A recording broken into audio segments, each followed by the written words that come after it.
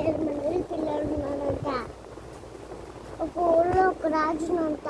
7 మంది పిల్లలు ఉన్నారంట. అడుగు ఆడుకుంటా తింటే 7 చేపలు తెచ్చినంత. ఒడిగిద్ది వచ్చినంత అద్దము. రాజు చేప వచ్చి చెప్పినంత. ఒడిగిద్ది అద్దం వచ్చింది అని చెప్పిందంట. మళ్ళీ ఏమైంది? అవ్వకడికి ఎందుకు ఆవు చెప్తే ఆవు చెప్తా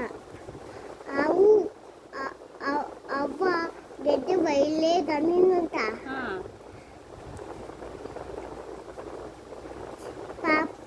అవ్వకడికి ఎందుకు ఆవుకి గడ్డి వేయలేదనిందంట. పాప కడికి అవ్వ చెప్పింది. పాప ఏడుస్తానే అనిందంట. చీమ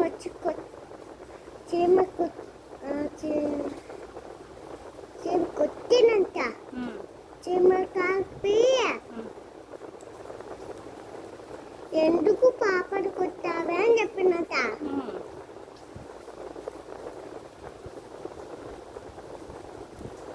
ఏమోనలా అంతేనా? అయిపోయిందా? చీమ ఎందుకు కుట్టింది? పాపని కొట్టిందంట.